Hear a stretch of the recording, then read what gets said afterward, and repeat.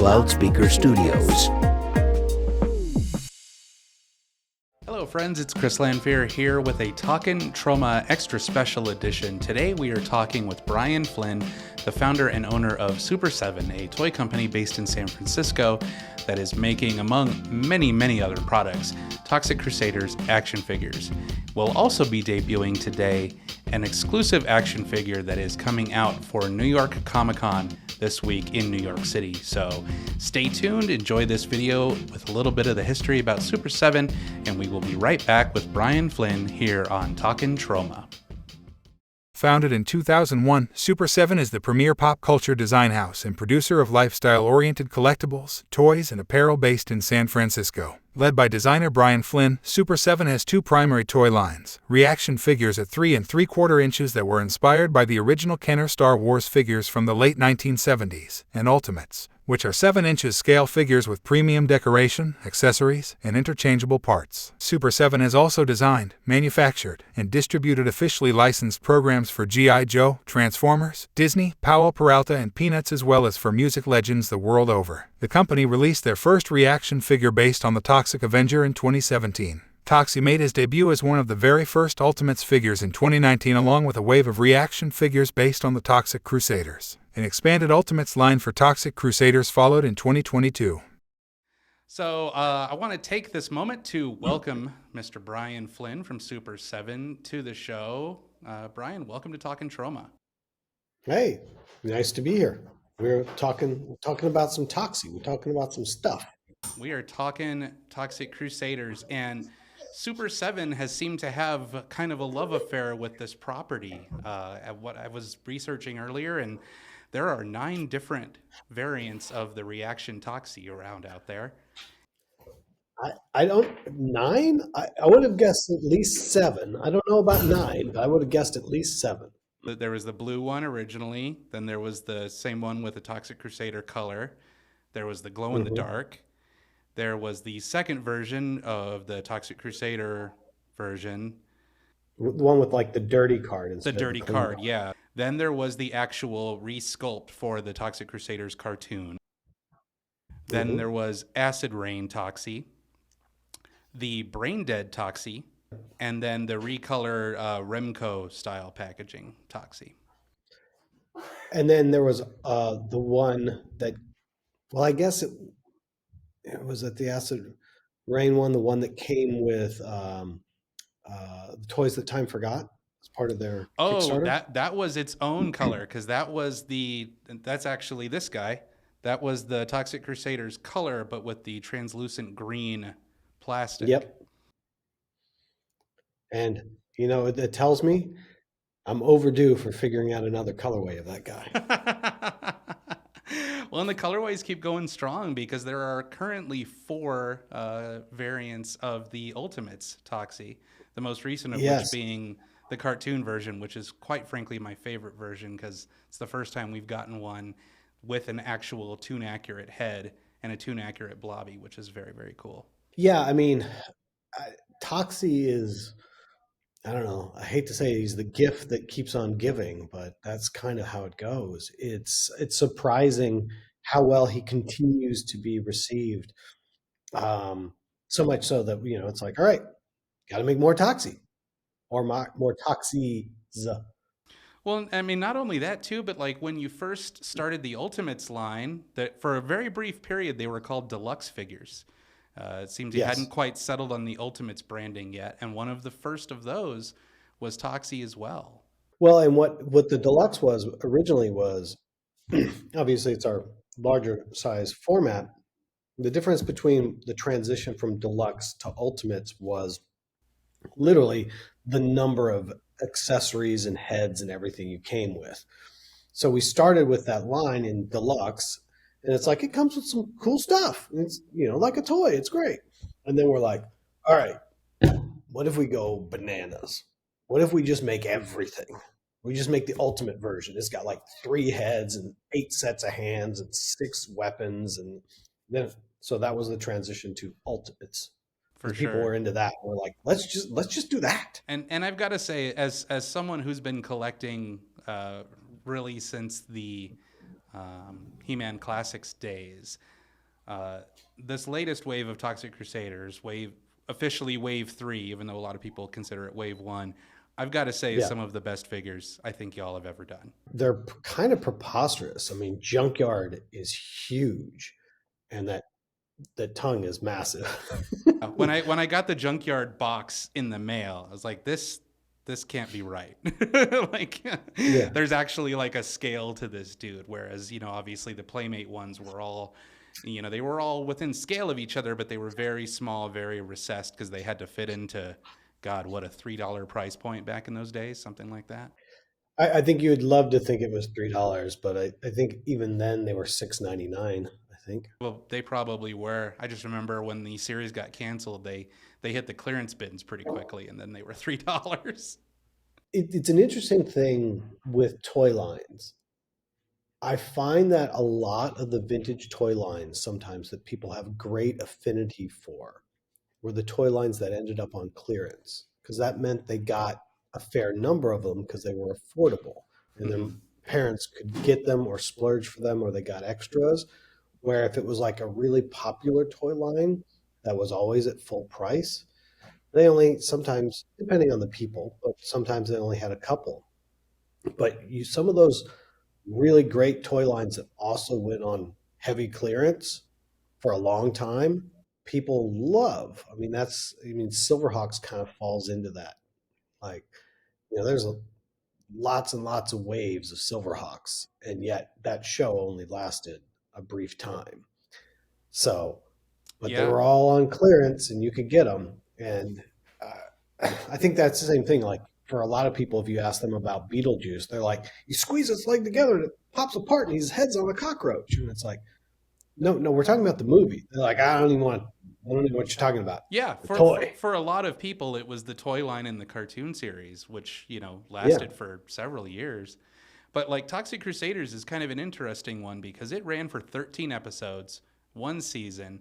There were plans for a second series, but that never happened. The syndication didn't take off.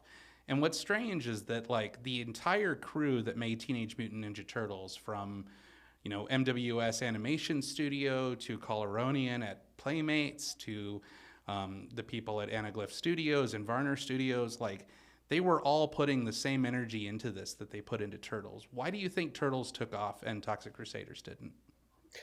I think this is the thing, and it's to some degree no different than Pop in a way that Teenage Mutant Ninja Turtles was lightning in a bottle. It had never happened before, and it can't necessarily be replicated. I mean, you had Teenage Mutant Ninja Turtles, and people tried to make, you know, black belt hamsters and biker mice from Mars, and, here's all these things that are just the same, but it's not the same, Right.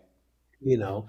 And with Toxic Crusaders, it's just such a crazy concept because they're like, all right, Teenage Mutant Ninja Turtles. I mean, how that worked, and then to think, you know what the sequel for that should be?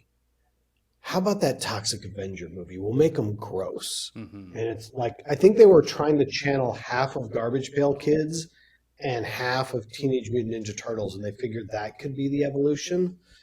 But, it's just whatever the combination that made Teenage Mutant Ninja Turtles what it was just unique to it. It wasn't a formula that could be replicated. And clearly they were trying to replicate the formula, and that generally never works. Certainly. I mean, there's one thing taking like a fairly gritty comic book that Eastman and Laird's original Ninja Turtles were. It's another thing to take, a very hard R type of property where a child's head gets squashed by a car, and try to make that into a children's cartoon show. It's not going to quite have the same immediate impact, but interestingly, and like in the fullness of time, like Toxic Crusaders, Silverhawks, even Biker Mice from Mars is back with a new line. So we're kind of in this phase of like what's old is new again. There's a little bit of that for sure. I mean, that's cyclical to every generation and what comes up. Um, but, you know, I think the strength of what Toxic Crusaders is, which is clearly differentiated from Toxic Avenger, is just that the toys were so absolutely bananas. Hmm. They were so far gone, but done so well. Like I was in college when those came out. This was when I started going back to collecting my toys from childhood. So this would have been what, 92, 91, Yeah, they hit in 91, 92. 91, 92. So for me, the summer of 91, which was after my sophomore year of college, I went home and I was like, God, I want my Star Wars figures again. And I started like going to flea markets trying to find them.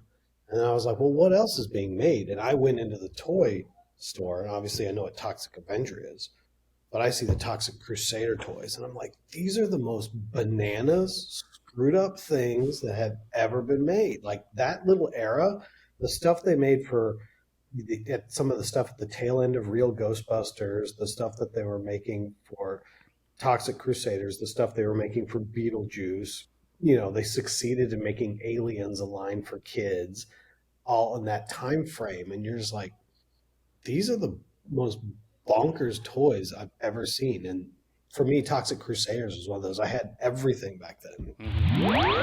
Okay, you were warned to back off this Toxic Crusader stuff, and you didn't listen. I've also seen some of you picking up litter and recycling newspapers. What's next? Ride sharing? Be reasonable. If the atmosphere of the Earth improves too drastically, you'll lose the opportunity to meet a superior alien race.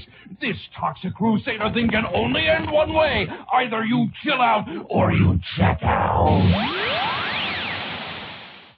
I had the helicopter, all of it.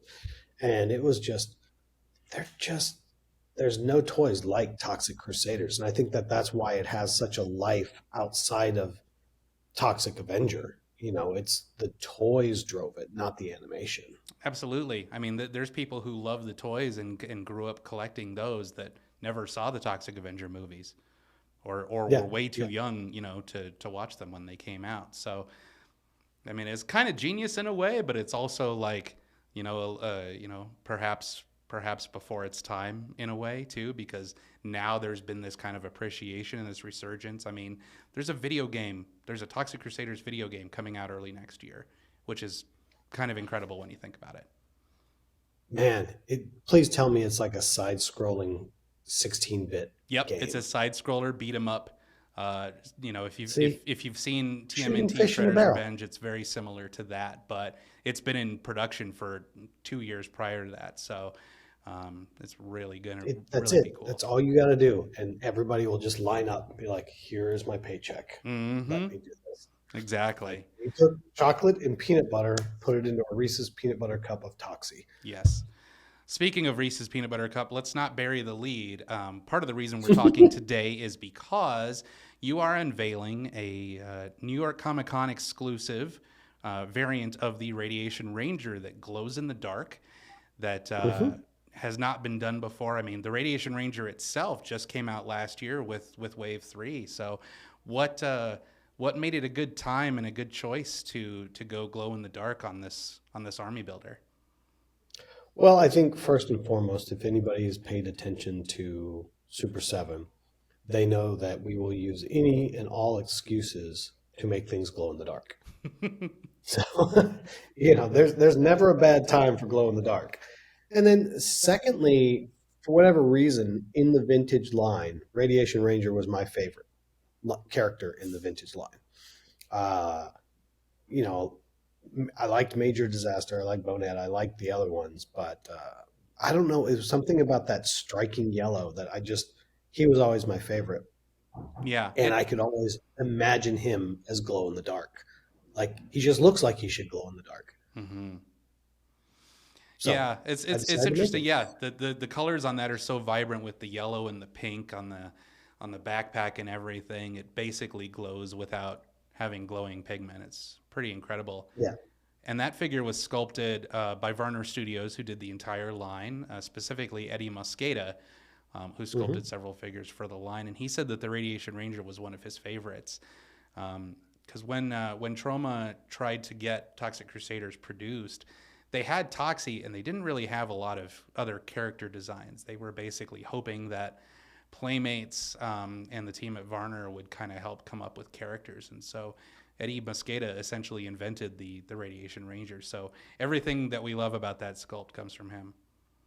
Oh man, same thing. The pinkish purple hoses that you had to connect into the backpack and everything. All those little details about that line were just, yeah, I guess they were ahead of their time, but nobody really came back to it later either. There was just an immense attention to the little details on those figures that made that line so special. Agreed. And it's really, I never thought we would get such detailed posable characters in a 7-inch scale for Toxic Crusaders. I never thought that like there would be figures, other than the Playmates ones. And now, Super7 is kind of first to the dance with Toxic Crusaders, and there are other companies out there, putting out Toxic Crusaders figures, which is Trick or Treat Studios is doing some stuff. The great guys over there. They've got an 8-inch and I think a 12-inch coming out. Yeah. Toxie. And they also just at New York Toy Fair, they showed off figures for Dr. Killamoff and Yvonne and Mayor Grody based off of the original prototypes that were sculpted but never produced. Yeah. No, they're really good guys, and they're obviously big Toxie fans. They're big horror fans of anything and everything. So it's great that they're doing it. I think there's a couple other things happening as well. I don't know, maybe I'm ahead of that, but it's the same thing. It's like, I think a lot of people were like, well, that's not going to work. I love it, but it'll never work. And it's like, wait, those guys made how many? As you said before, they made 9 versions of that character. Maybe it does work. Let's give it a shot. Yeah, it's interesting too within the kind of toy collector communities. You see some people who are like, "Oh, cool, a new variant, something I hadn't thought of. It sparkles or it glows or it, does something different." But then there's also that kind of like vocal but small contingent who are like, "Man, I don't know about another recolor or a repaint. Like, just give me new characters." But I think there are that's you're using their words very politely. Yeah, I mean they may feel a little bit more different about it, but I it's interesting too, because I think there are a lot of people out there who collect that don't quite understand the economics of the toy business and how reuse and redecos help spread out the costs so that you can start producing more figures. Yeah, I mean, it's a multi-layered question there. The first thing is I always come back to is, especially with toy collectors now, most people that collect toys now have been collecting for quite some time. And they were collecting at a time when not as much has been made. Right now, there are more toys of a better quality and wider variety of every license being made than ever before that you can imagine. So if you're coming from the mindset of, I collect and I love this line and I'm searching out every version of it that exists, I'm a completist kind of type of person, you've got that kind of mentality ingrained in yourself. And so now if you're in here and we're on colorway 9, you might have that feeling of like, I'm getting fleeced, I'm being taken advantage of. They're just making this to make money off me. And that's not really the case. It's just, as a collector for myself, and I think for a lot of other people, you get to a certain point where you don't have to have everything, but you have things that you like. And when you like them in multitude. If that makes any sense. And it's sort of like when you go see anything that's installed in repetition. Like you can go into, a restaurant someplace and they'll have 400 hubcaps lined up. You don't really care about hubcaps, but seeing 400 different ones all lined up, you're like, oh, that's pretty cool. And it could be soda bottles. It could be license plates. It could be anything. And so when you get on those sculpts that people just love, it is one of those things where you're like, oh, okay, let's make some more, because that person that loves it, I do want another. I want another to put up here. And if you're the first person, get your original Toxie, check it off the list, and move on. If you're the other person, we keep making that for you and for us so that you can keep having them. If you go back and look at like the original Alien sculpt that we made now, like 11 years ago, we made like 8 or 9 colorways of it. Then we made the blind boxes and alien eggs. I think in the end, there's like 27 colorways of that original Alien sculpt. And it's still one of those where people are like, okay, where's the next one? I'm like, I can't make Alien right now. Well, I'd like some more. Same thing with the Misfits. When we did the Misfits Fiend and Reaction, I mean, we were coloring up to match record covers and all that. And packaging is a big part of it. But we got to 23 or 24 colorways of the Misfits as well. And it wasn't like, it was just like we ran out of ways to color it. The customer was still like, okay, I haven't got my Misfits this month. And so I think it's important for people to understand that there's more than one kind of collector. And it's okay that not every product is specifically for you. Mm-hmm. And most of them are coming from a time where they felt like there was so little being made that it was for them, if that makes any sense. Sure. And so, you know, you have that dynamic going on.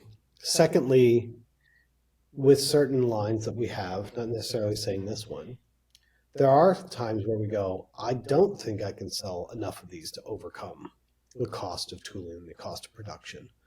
But I know there's a diehard fan base. But if I can make 4 recolors at 1/4 the quantity each, then I can get to the number I need. Mm-hmm. And so that's what you see with some stuff like the Worst. I mean, the Worst is super fun, but not very many people know what it is. But the people that like it are into it. You know that we're going to give you at least 4 colorways of every Worst figure in the end over time, because I can't sell enough to justify it out of one colorway.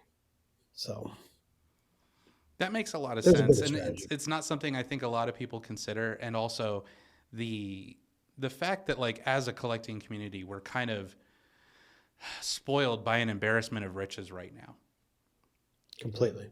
And it's something where they go, oh man, you know, I'm angry that I'm getting another Toxie and I'm not getting, you know, Dr. Kill-Em-Off or something. It's like, okay, that's fair, I suppose. But at the same time, it's like you said, like, there are different types of collectors out there. And especially with a character like Toxie or like the Ninja Turtles, where, you know, the turtles themselves are the core of the line, you always have to have some version of that available for people who are coming into it kind of later, right? Yes, definitely. And then what you were saying a split second before is, yeah, it's not only for them, but it's like, just because I'm not selling it to you today doesn't mean you're not going to get it. So that also comes back into people's brains, what they're thinking about, what their expectation of your line plan is. So if they're like, cool, you made Junkyard and you made Radiation Ranger, that means Kill 'Em Off is next.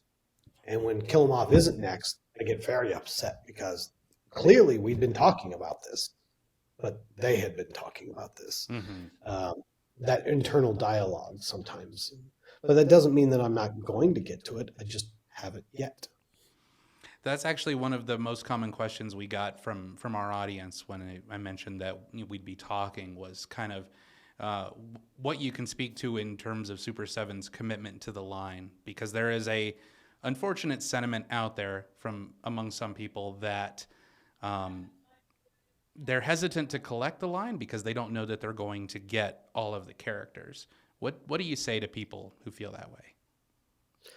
I feel like that, well, there's a couple answers there. I think the first answer is, if somebody's trying to tell us right now, I don't know that I want to collect the line because I don't know if I'm going to get all the characters. It's like, we started this line like 4 years ago, 5 years ago. And when people started buying it, it allowed us to make more characters. And if you don't buy it, I don't get to make other characters. Mm-hmm. And it's like, and your version of the complete line is an arbitrary statement that you've made up in your own brain. Are you saying it's the complete line of the figures that were made in the past? Does that include vehicles? Does it not include vehicles? Does it include prototypes and unreleased figures? Does it not? Does it include just the ones you played with? Like, what if you don't like one of those guys? What if you don't like Too Bad or somebody? Like, is it important? Well, I'm not going to collect the line. They didn't make him. Do you like him? No. Well, I wasn't going to buy him anyways. So it's again, usually what I find that excuse is not necessarily, and there's no way to say this where it doesn't sound sort of negative, but a lot of times is somebody would like to collect the line but can't for any number of reasons.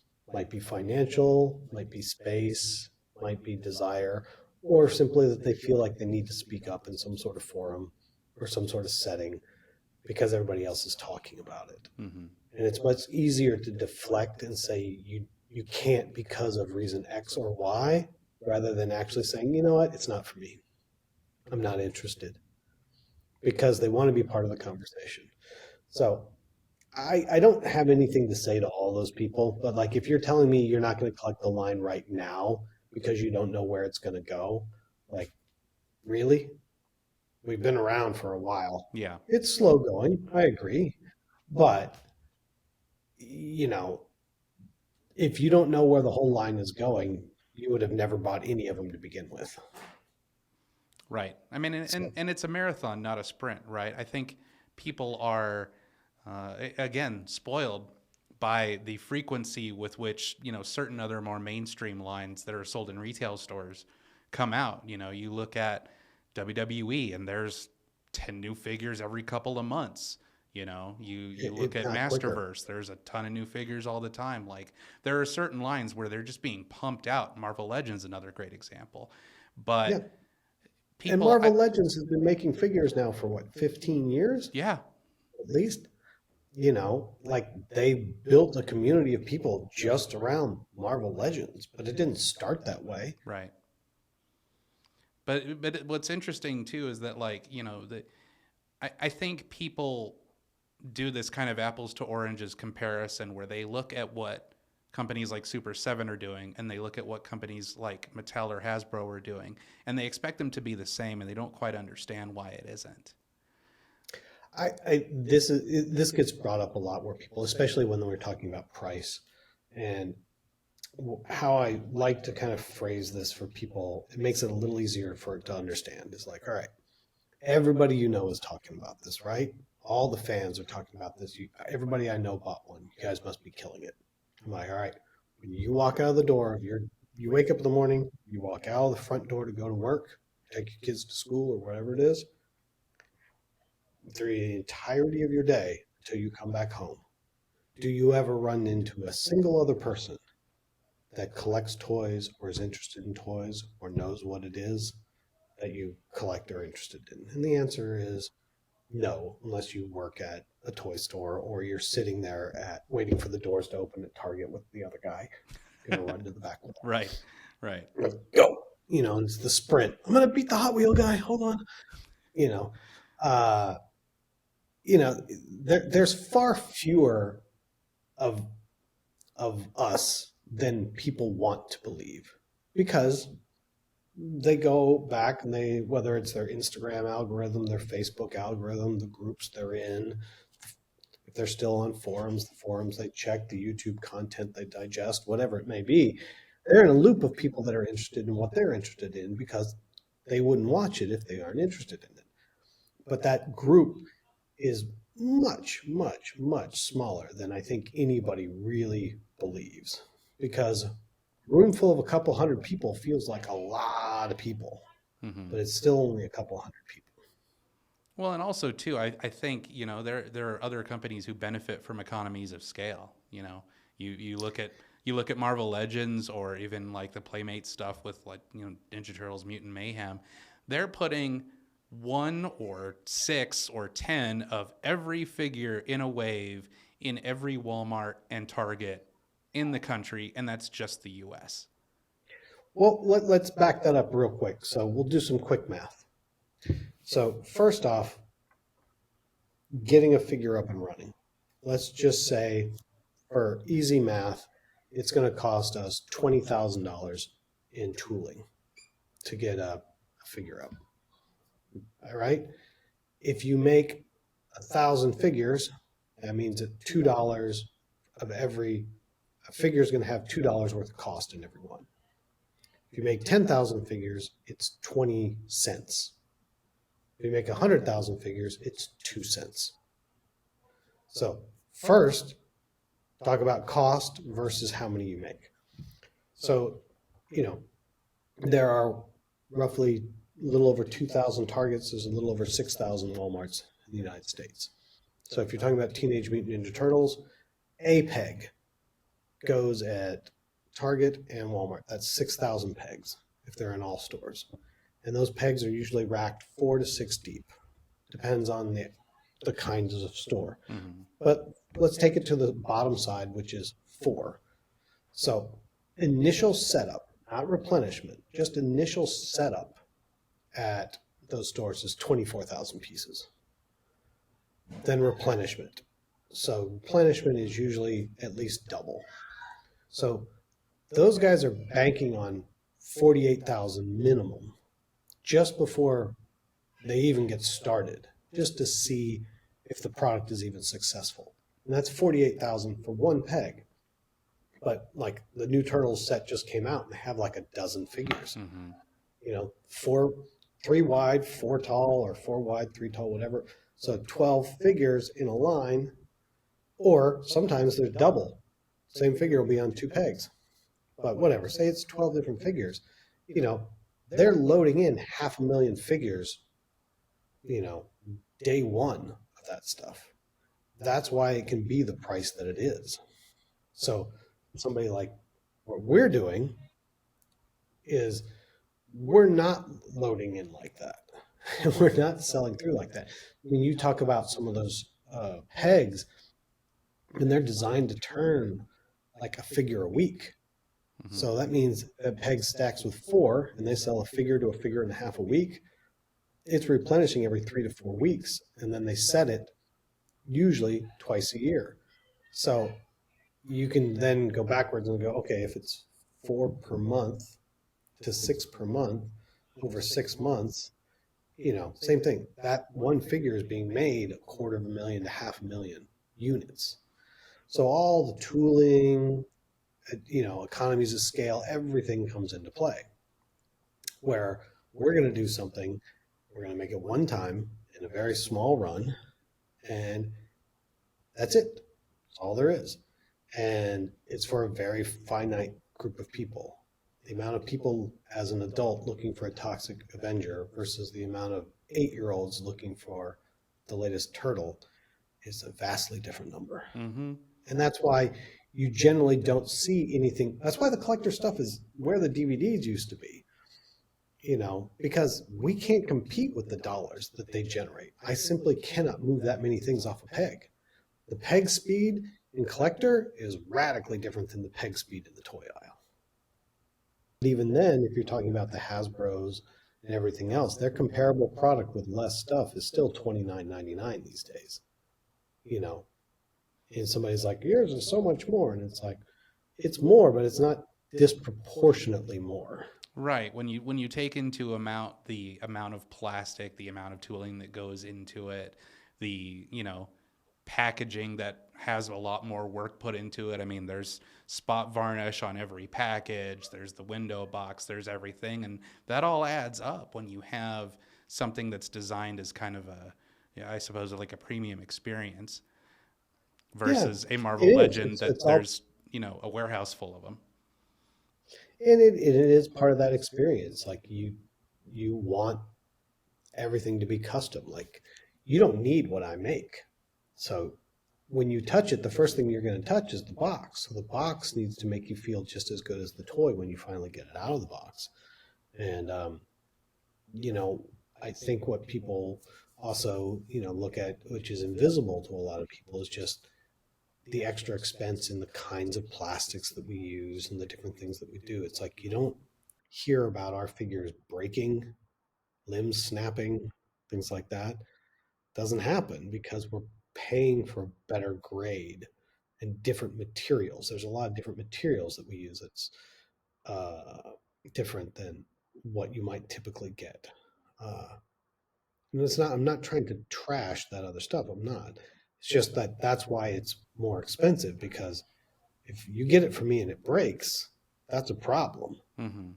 Like, you get it from me and it breaks, we immediately replace it. But we're also like, how did it break? Like, that shouldn't happen. Yeah. And I mean, they're designed to be I don't strong. think that you hear about that. I'm sure you can easily Google it and you'll find 2 or 3 examples here and there, but you're not going to find many. Yeah, absolutely. And personally, I've probably got about 30 or so Super 7 figures. Never had anything break on them. And like I said, that stuff is largely invisible to everybody. And the other thing that's always funny to me is people confuse articulation with expense usually. Mm-hmm. They're like, this thing bends 8 more times. Like, why is this the same price? And it's like, articulation is not more or less expensive. It's technically a little bit more because of the assembly fee Mm-hmm. at the factory, but it isn't. It's more, these are aesthetic and point of view choices that you make. But just because something can bend into a circle doesn't mean it's worth more.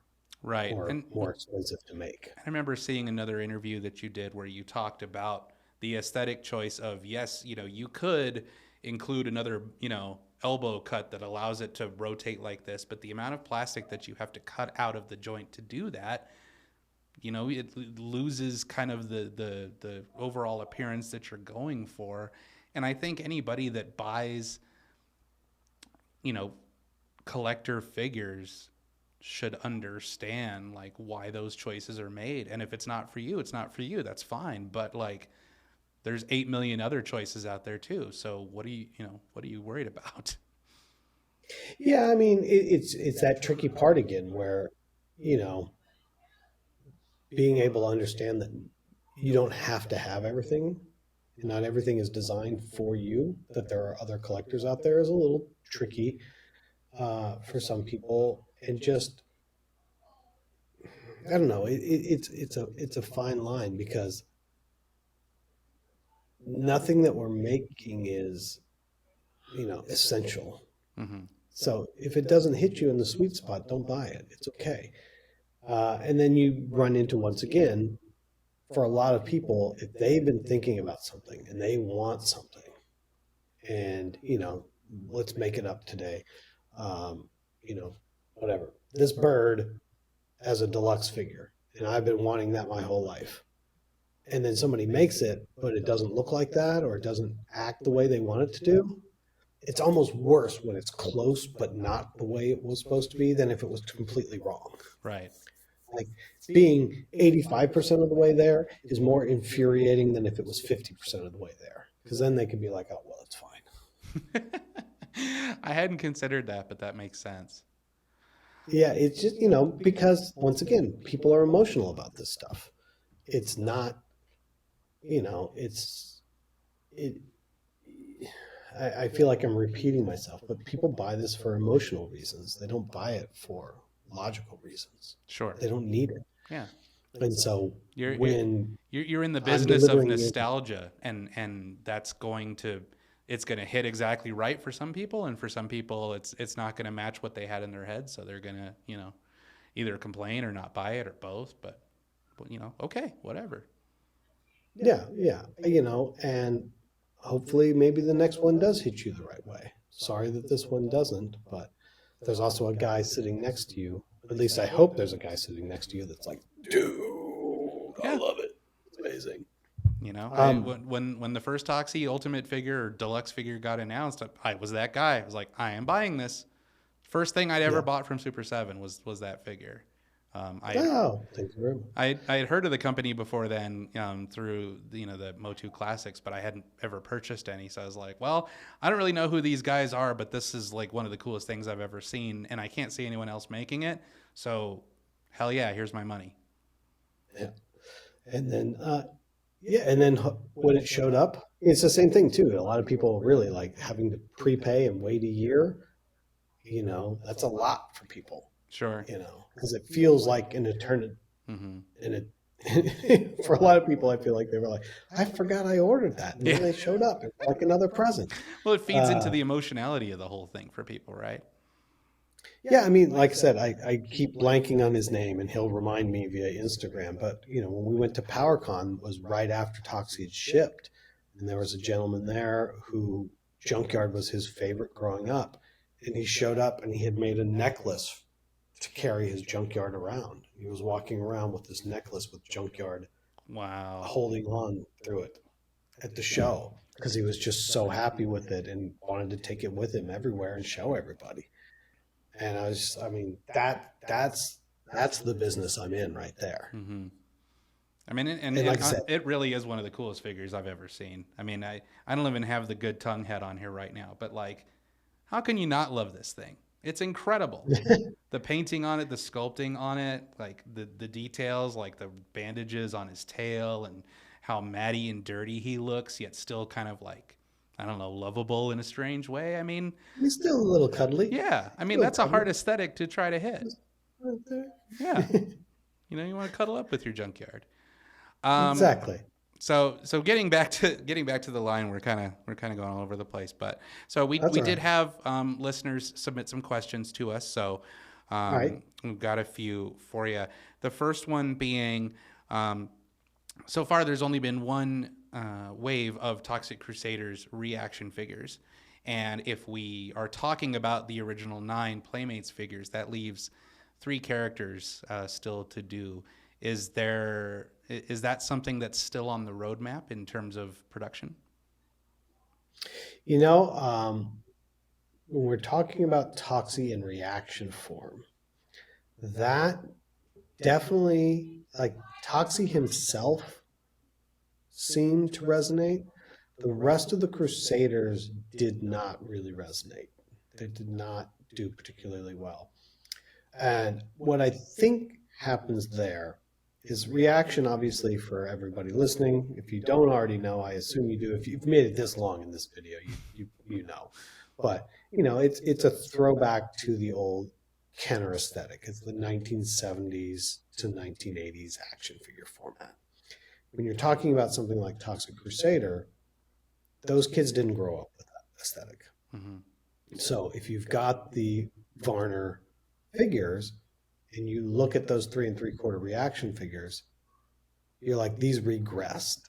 These didn't really, they don't hit my sweet spot because they're to a degree, I think for that person, they feel lesser than the original figures. We see this the same sort of way with Power Rangers to a degree. That customer really didn't grow up with 3 3/4, so the format and the simplicity of it is mystifying to some of them. Now, to some of them, they love it. They have no, qualms on it. So that's why I think the Ultimates actually perform better than the reaction in the case of Toxie. So to the question is, we've sculpted them, but I don't think they're going to come out, at least not right now. It just didn't, I hate to be the guy to be like, it didn't work out, but it's like, it just was one of those where they came out and everyone went, that's neat. Okay. And then left. We're like, oh man, come on. Everybody loves Toxie. We've done 9 versions, but the rest of it, they were just kind of like, it just lukewarm would be a polite statement. Sure. Yeah, they didn't exactly set the world on fire, which is unfortunate because like some of those sculpts are really fantastic in and of themselves. Like the Headbanger figure is fantastic. Yeah. The Kill 'Em Off figure is really great. Like they're just like the designs are already so silly that like them in that sort of that smaller scale is just like absurd, and I love it. If you have enough to know the reference and understand and appreciate it, then it makes sense. You're like, oh, these things make complete sense. But if you don't, you don't. We ran into this. I'll use the example that may be a little easier to understand. When we made the Shogun Stormtrooper now, like 12 or 13 years ago, you know what I'm talking about? Mm-hmm. For those listening, it was the 1970s Jumbo Machinder, aka what was brought over as Shogun Warriors format, but done as a Stormtrooper. We had it at San Diego, and you'd have person after person walk up and go, that's an ugly stormtrooper. That doesn't even look anything like it. Had several people go, like stupid firing fist. It doesn't do that. And then you'd have the guy that walked up that grew up on Shogun Warriors, and his brain would literally just melt out of his ears. And just like, oh my God, it's a Shogun Warrior, it's a stormtrooper. Please tell me the fist shoots. Please tell me the fist shoots. You're like, of course the fist shoots. They're like, oh my God. But you had to have an attachment to that scale and format and size. Otherwise, it was just a weird, ugly stormtrooper. Mm-hmm. And I feel like that's sort of the analogy that I'm trying to make around Reaction and Toxie Crusaders, because I think it was great, but I think most of the people that grew up with Toxic Crusaders are like, I don't get it. I'm clearly missing something here. Sure. Well, and the sad thing is that they're, the people who just like to complain online, they use the quote unquote lack of completion, for lack of a better term, of the Reaction figures as some sort of indication of how the Ultimates are going. And I think those people are just trying to find excuses to justify their position instead of, just accepting things on face value and realizing that they're different products for different people and not everything's going to hit. Yeah, and quite honestly, I think a lot of it sometimes is people feel the need to comment. There's something that we noticed a very, very long time ago, like mid 2000s, in the early days of the internet, when we would launch a product. If it got massive amounts of comments on it, like, oh my God, can't wait, gotta order this, I'll be first in line, that product was going to tank. If it got a moderate amount of comments, it would do great, because everybody that wanted it was like, yeah, cool. They didn't feel the need to comment or say something. It was just like, yep, given, no problem, moving on. Where for some reason when people were like, I'm not going to get that, they felt the need to comment for some reason. Mm-hmm. And usually the comments would be overflowingly positive. And then you'd be like, how did this not sell? And we just not over and over again, but we noticed that pattern after a while. We're like, oh, this one's getting a lot of traction at everybody talking it up. I bet this doesn't do well. And that's what would happen. Yeah, it's all, for whatever reason, it's always the complainers who are the most vocal, and they tend to. Well, I think it's because they feel the need to talk about it, where the person that likes it and is interested in it has already completed their journey with it. Mm-hmm. They don't need to comment on it. Yeah. They're like, yeah, cool. They don't need awesome validation, because they already know this is for me. I'm buying it. Yeah, exactly.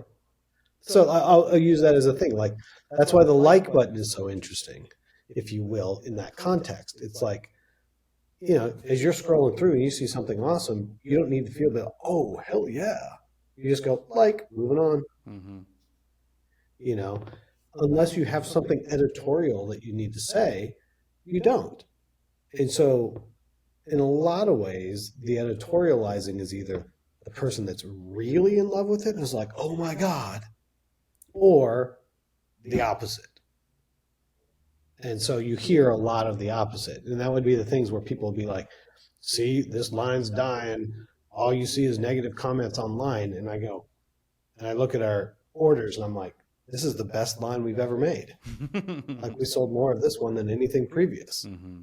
And that's sort of the thing where I will go into social and read the comments, because a lot of times there are notes in there, that things that we missed. There'll be a guy like, I can't remember I'm bad with all these names and I'm going to apologize to this guy, but like when we did Bebop, one of the guys for Turtles, one of the guys on Instagram commented, he's like, you should totally make a variant of this head painted like the toy. Oh, the pink head. Yeah. Like this. Yeah. And we were like, we should do that. That's a good idea. Mm-hmm. So we did it and then sent, like, hey man, we're going to make that. Send me your address. I'll send you one. So there's constructive criticism and good ideas that come out of it. But when it's just belly aching, then I'm not. I try to filter that out. Yeah, and one thing that, at least in my experience, Super 7 has always been good at is saying, like, if there is something you miss, if there is a mistake or an opportunity to improve, you usually jump on it. I know, Completely. Simpsons Ultimates, Mo was missing his apron, and y'all immediately were like, his apron's coming. We don't know what happened, but it's coming. We got you taken care of. Things like that invariably happen, and that's the part that, same thing, people also don't understand, where you're like, I don't know, I have a sample here with Mo's apron. Mm-hmm. Here's the one that shipped, no apron. Yeah. Like, where did it go? I don't know. So, but it was supposed to come with it, so we'll fix it. And the same thing, like, there's time to time, whether it's bad paint or broke, something got through QC, somebody gets it, they're like, look at this, and this is all off. It's like, yeah, that shouldn't be like that. Send it back to us. Yeah. Like, contact Rudy at customer service. He'll give you a shipping number and we'll send you a new one, because it's not supposed to be like that. But, if you go to most industry, I'm going to be on a tangent here. Like, if you're talking about printing, it's 3%. They expect a 3% run rate. Like, when I sell to Target, there's a 3% defective rate before I even ship it to them, even though I know I'm shipping theoretically 100% undefective. Mm-hmm. Just off the top, 3% are defective. So if you make, once again, if you were to make 1,000 figures and you figure a 3% defective rate, that's 30 figures. You don't see 30 figures worth of defections from us, but you'll see there'll be a couple that show up. There's just no way around it. Yeah, any sort of manufacturing, you're gonna have that problem. Yeah, Which is, I mean, it's not even really a problem. It's just, that's just how manufacturing works when you're, making 1,000 or 2,000 or 5,000 of something. Yeah, you're just gonna be like, all right, that one's messed up. Let me give you a right one. Yeah. If that's it. So. Next question. So last November in Toy Collector magazine, there was a spread about the history of Toxic Crusaders. Articles by Pixel Dan and by Blake Wright that were really good, and there was an interview with you in there, and you had kind of previewed the next wave of Toxic Crusaders Ultimates to include Major Disaster, Bonehead, and a Mystery Under Wraps third figure. So a couple questions there. First, I don't know that I previewed it. I said that's where I'd like to go. Fair enough. So a couple of questions there. Is that kind of what's still on the table? And if so, can we get some sort of idea of when that might be on the table? That is where I want to go next. Obviously, as we have discussed earlier, there is a glow-in-the-dark Radiation Ranger coming out at New York Comic Con in just a couple days. By the time this thing gets out, maybe that day, I don't know. And then there's another figure for, keeps moving around a little bit, but there's something coming around for either December or January. And then I'm trying to find the spot next year for Major Disaster and Bonehead. So the mystery third was. But that's going to be kind of its own thing, and then. Yeah, it's coming separately. Yeah, makes sense. Yeah, it's really cool to see the fact that at least Toxie has such staying power for Super 7. Yeah, I mean, he's a great character. It's just so funny.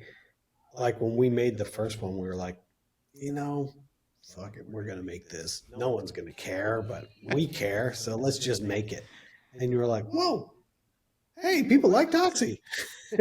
Well, not only that, but then you, like, on the same day or whatever, or the same week that hit, then there was all of a sudden the completely surprised glow-in-the-dark Entertainment Earth variant, and people went bananas for that. That's sold out in a few hours. Yeah. And, you just never know. It's one of those things, like, we make the things that we like. Some things hit, some things don't. You never know. Everybody's, every time it's like, this is a no-brainer. It's going to slay. 50-50. And some of those things where we're like, who cares? We're just going to make this 50-50. You never know. You never know which one of those things are going to fly. Mm-hmm. There are things that we've made where I am convinced, like, everybody's been waiting for this, and it doesn't work. Same thing. Everybody's been waiting for this, and then it blows up. There is no rhyme or reason. I can tell you after, 22 years, there is no rhyme or reason to any of it. None of it makes sense. So yeah, I mean, go with good the gut, see example. what Like happens. I was shocked that not enough people wanted those Rescuers figures. I thought those things were Same thing. gorgeous. For me, the same thing. I'm like, there's never been Rescuers toys ever. And now we Of know any why. Fair enough. Thanks. I'm crestfallen. Yeah. It's like, They were so cool. how can there not be Disney fans out there who are like, oh, the Rescuers, yes, let's go. I've been waiting. Nothing. Crickets. Well, it's the same thing, Power Rangers. We've had a couple Power Rangers figures that didn't go. The Power Rangers fans always like, I want more monsters. I was like, all right, we're making Madame Woe. She's never been made before ever in anything. Yeah, that's not what I want. Mm-hmm. Okay. Yeah. That's no Madame Woe. It was such a cool idea, and that's one of the things I love about Super 7 is that y'all, you put stuff out not necessarily that is on paper like gonna be the best selling item, but it's a cool item and in a lot of cases hadn't existed before. And the fact that you're constantly subverting expectations is something I really appreciate. Well, thank you. I mean, that was the same thing. Like, another surprise hit for us was Vincent Price. Mm.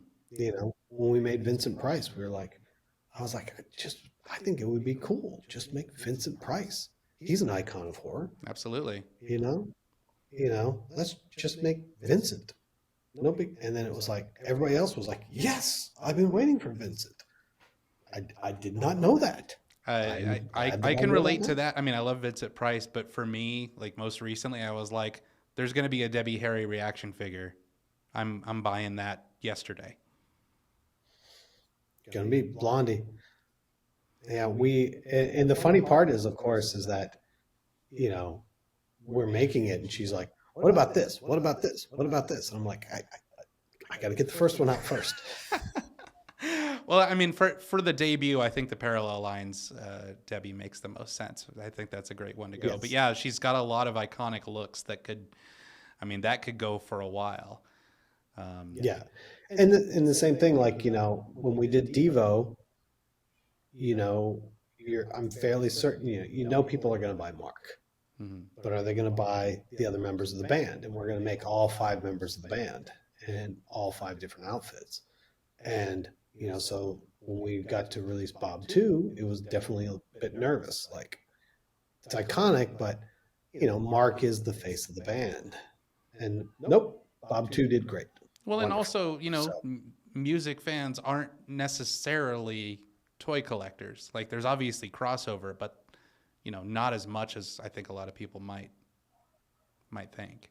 I would agree that, and I think in the case of Devo, that person that's into Devo likes Devo. It's not a more superficial thing.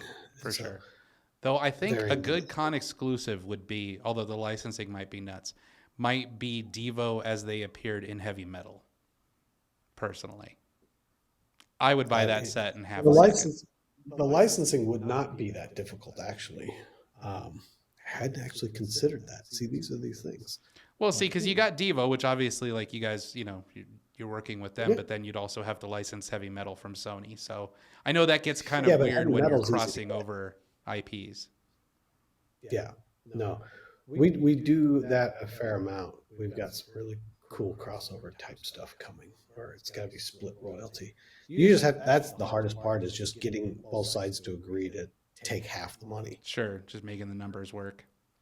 Yeah. So you take half and you take half, and together we can make this whole. We're all like, how about I take one and they take one and we make it two? And it's like, well, then it doesn't work. Right. We have so many choices as collectors. That's an amazing thing. There's never been a better time to be a toy fan. It is completely true. 100%. And I mean, the licenses go deep as evidenced by Toxic Crusaders, like something I never thought, we would get. But it sounds like to start to wrap things up, and thank you so much again for your time. It sounds very much like talking about toys. Yeah, I mean, I could talk about toys forever, but with Toxic Crusaders, it sounds kind of a little bit like slow and steady wins the race. Yeah, it is slow and steady wins the race. It's not one of those where I can just, and I hate it to sound like it's all about finances, but there's a certain bit where you got to make sure that things are moving along and clicking along. But we're making more Toxic Crusaders. It's just slow and steady, like I said. I'm sure people would like it faster, but it just doesn't always get pushed to the front of the line. And as we've gotten bigger, I hate to say the constraints because that makes it sound weird, but it's like, there's a lot of things we want to do. And when you're really small, no one cares. No one pays attention. We've gotten to a decent size now that all of a sudden the things that we do, people look at and people pay attention to. And now it's important for somebody, what's happening in this, what's happening in that. And then somebody comes and goes, well, we've got a marketing moment here. And so, you're scheduling things slightly differently than you might if no one cares. Mm-hmm. If that makes any sense. Yeah. I mean, it's a lot less easier. It's a lot easier to make moves when not as many people are watching. Yeah, because and I'm going to say this, and somebody's going to take it out of context and make us sound like a jerk, but it's like, we make other people look good sometimes because we do a good job on what we're making and we generate some excitement. So there's a lot of people that we have a lot of licenses with a lot of companies these days. And those people want to make sure they're getting their shine. Mm-hmm. So we've got to balance everything out. And it's not that we're being run by them or anything, but, for me to be able to do this weird thing over here in the corner, I sometimes have to do this thing over here too.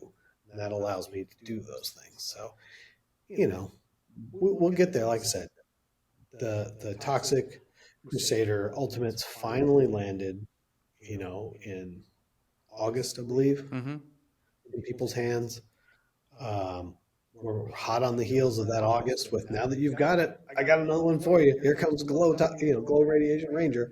So we got that right for you. There's another one planned right after. So a bit of slow and steady comes from the fact that I can't sell you the next one till I deliver you the first one. And it took over a year to deliver those first figures. So now that you've got them, I've got a couple more coming for you. And then we're going to work on it from there. And it's an exciting time too. I think, there are people out there who go, okay, well, now I've got Junkyard Dog and I just called him Junkyard Dog. I hate when people do that because that's not his name. All of a sudden he's got the chain with the lock on it and he's coming off the top rope. Yeah, exactly. And he's yelling in the middle of the ring. Anyway, So, but I've got these figures. I want to, I need bad guys for them to fight. I need Kill 'Em Off. I need this. I need that. And it's like, it's a marathon, not a sprint, right? Like, you guys have so many licenses, so many things you are working on. I mean, we didn't even talk very much about, Super Shogun and the super size ones and everything else that you're doing, all the apparel and stuff you make.